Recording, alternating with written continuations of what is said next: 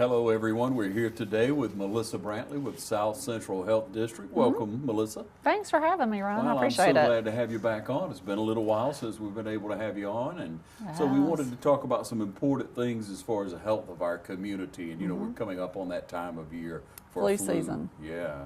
Flu and season. Gosh, it can be just rampant. Do you know of any predictions on the flu, the strain, anything for this year? We haven't really heard predictions yet. Hopefully it will just be a normal flu season. That's our hope.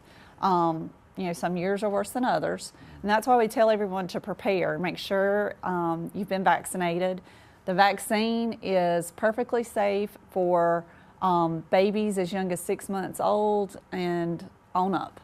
So, and they can go to any of our health departments. We have 10 county health departments that we serve. They can go to any of those and get the vaccine. Yeah. Okay. So the vaccine, now there's a cost involved if you have insurance. Yes, there is a cost involved. You can pay for the vaccine out of pocket, or we can file insurance. And I will give a list of the insurance that we do accept, because we aren't able to bill or file on all insurance, but we accept Blue Cross Blue Shield, Aetna, Cigna, United Healthcare, Medicaid, and Medicare Part B. So we can file on insurance if you have those. If not, it's really only $30 if you don't have insurance.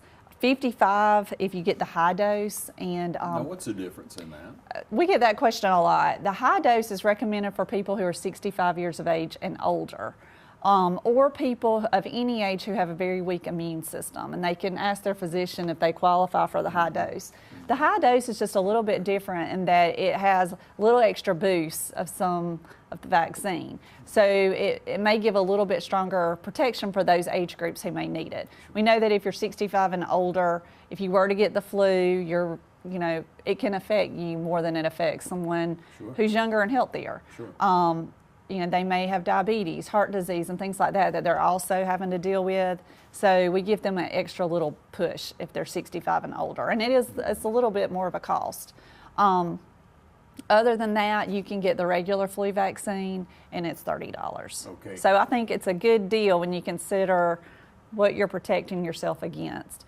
If you do get the flu, you can wind up with pneumonia. You can be out of work for several weeks. You can pass it around to family members, and then it affects them, and you're a parent and you know what it's like when one person gets it. It seems like everybody in the house gets it, and it can take you out of commission for a while. And so we want everyone to be healthy and productive this fall and this winter, and so we're really pushing people starting September 1st. That's the day we're going to open it up, to go to their local county health department and get that vaccine, get the flu shot. Are there plenty of supplies on hand this year? Yes, we do. We have plenty of vaccine. We don't see that it will be in short supply this year, so there's no reason to not get it. You may remember in years past we've done the mist. The mist is not something, the nasal spray. Parents loved it because you remember taking kids to get shots. Not all kids like that. They don't love them. And so we were able to offer the mist. And the mist is not recommended. They just found that it maybe wasn't as effective as the shot. So last year that was pulled. So this is our second year without the mist. But we go into the schools a lot too and do a school flu campaign. And it's remarkable how well the kids do with that. We have very few show out. Our staff is trained on how to handle kids, and they just do great. And so that's something else I wanted to mention is parents will be getting a school flu vaccine kit that will come home with them that they can fill out. And the health departments in your community here in Dublin at its Lawrence County Health Department will be going into the schools starting probably in October, and we'll be offering children flu shots. And so it helps parents in a couple of different ways. For one, they don't have to worry about getting off from work and taking their child to get that flu vaccine. We're going to come right into the school and do it. They just fill out the paperwork, submit it to the school, and then we take it from there. Do you need parental permission? Yes, they will have to there's a place for parents to sign. And of course you need the fee. Right. Well, actually, with that, we can file on insurance, of course. And if they don't have insurance, usually we offset that cost. So another great reason to get it through the school. Okay, and that's very important because we have known where schools in our communities and throughout the area have had to shut down for periods of time to purge that flu. Right. Well, and then, there are other infections that can go around, and, kids are in such close confined spaces with each other, they can just pass things around quickly. And so, usually you will see one child gets it, 10 kids in the class get it. And so we want to try to prevent that as much as we can. And so, too, the mother, like I said, the parent doesn't have to worry about getting off from work, taking the child to get the vaccine. It protects them from the flu, hopefully. And children tend to do better with getting the shot when they're around their peers. I have really seen that. So you may panic and think, oh, I don't know if I want my child to get the vaccine at school, but it's amazing how much better they do when their friends are with them. So I think it actually helps. And if they have questions about that, they can always call the health department. We'll be happy to answer questions they may have. What's that phone number? The phone number of Lawrence County Health Department is 478-272-2051. And another thing to mention is that we are in a new location. I say new, September will be 2 years, but we still have people who come to the old location. Sure. We were there for a long time, since the 60s. And so we still have people who come in and they say, where's the health department? And we have moved. We are actually right down from the Georgia State Patrol office. It's 654 County Farm Road, so if someone knows how to get to Southern Pines, if their children play ball there, it's right near there. And they can go there to get the flu shot, if they aren't having children that are getting in the schools, they can take their children there. Yeah, and especially adults. And adults, absolutely. It's very important. Again, if you pass it through your household, you know what it's like if it's happened to you in the past. You don't want that situation for anyone. It's horrible. And we also get a lot of questions about, they had the flu vaccine one year and they still got it, or they thought that they got the flu from the flu vaccine. Yes. The flu vaccine does not give you the flu. It's a dead virus. It's what we call a killed virus. So there's no way that you can get the flu from the vaccine. Now, sometimes when you get the flu vaccine, you will feel kind of yucky for a couple days. Nothing like you would if you had the flu. You may run a low-grade fever. That doesn't usually happen, but it can happen. Sometimes your arm aches for a couple of days, but it's the price you pay if you're protecting yourself and your family, from getting the flu. The people you work with, right? Go to church with. I mean, right. It's just, you really need to think ahead and yes. protect others around you. If exactly. not simply for yourself. Right. So especially if you come in contact with people who are elderly, yes. if you come in contact with young babies who can't get the vaccine that are under 6 months old, you don't want to risk giving them something. So we encourage everyone to get the flu vaccine if they're at least 6 months of age and older. Melissa Brantley here with us with South Central Health District. We'll take a short break and we'll be right back with more information you'll want to hear.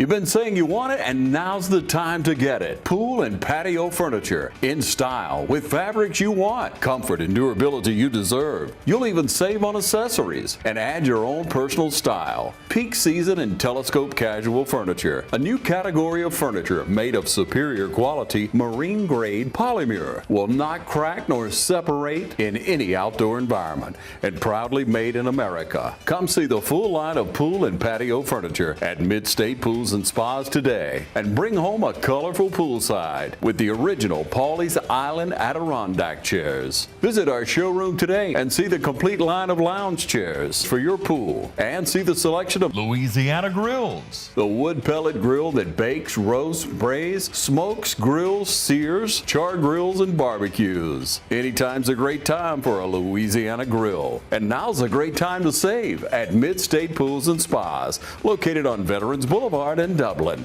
Mid-State Pools and Spas. We know pools. power, speed, maneuverability, and reliability are just some of the things that make a championship race car. They're also some of the things that make one of the nation's best lawnmowers. I always expect high performance on the racetrack, and it's no different when it comes to high performance on my lawn. Hi, I'm Richard Petty. Visit your local Gravely dealer today. Gravely lawnmowers are the only mowers allowed at Petty's Garage. Get up to $200 rebate on Gravely zero-turn mowers, the XL and HD models, now at Myers Equipment and Supplies in Dublin. We got savings to cheer about here at Dublin Nissan. Dublin Nissan has Sentras discounted to as low as $15,985. Call, click, or come see us. Dublin Nissan, the only dealer you will ever need.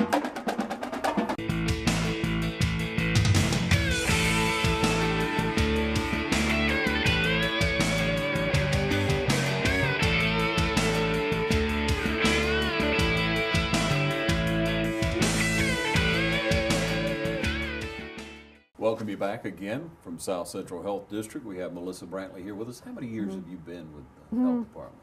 Almost 20 years now. Well, congratulations. Thank you. Yeah, I love my job. I love what I do. It's obvious. I can't imagine working anywhere else or doing anything else. So Some things just fit, don't they? they do. I'm very blessed to have a job that I enjoy going to. I love the people I work with, and I love everything I do. I can't think of anything that I don't enjoy. And one thing that I've started doing, I've been doing this for about 10 years now, is diabetes education. And it's something that's near and dear to my heart. It's something I'm passionate about. And so I always like to talk about that, and I appreciate you letting me have the opportunity to talk about. It affects so many people. Yeah, diabetes. And it's almost self-induced, isn't it? Well, not necessarily. We actually, there are two types, actually maybe more than that. We have what we used to call juvenile diabetes, which is type 1. Okay. It's almost like an autoimmune disease, and usually we see that as, we see children that are affected. Usually they're young when they're first diagnosed. And then we see adult onset diabetes, which we call type 2 diabetes. Okay. Type 2 diabetes has become almost an epidemic, especially in our community. We're seeing more and more people get it. And we're seeing people start to take it more seriously than they used to. I think it used to be, oh, I have diabetes, and they continued the same lifestyle they had before. They may still eat, make unhealthy food choices, may not exercise and things like that. But I see a shift in that a little bit, and I think people are taking it more seriously. They're being more proactive with it. And there is a genetic link to type 2 diabetes. And so sometimes if, you can do everything right, you have a family history of it, strong family history, you still may get type 2 diabetes.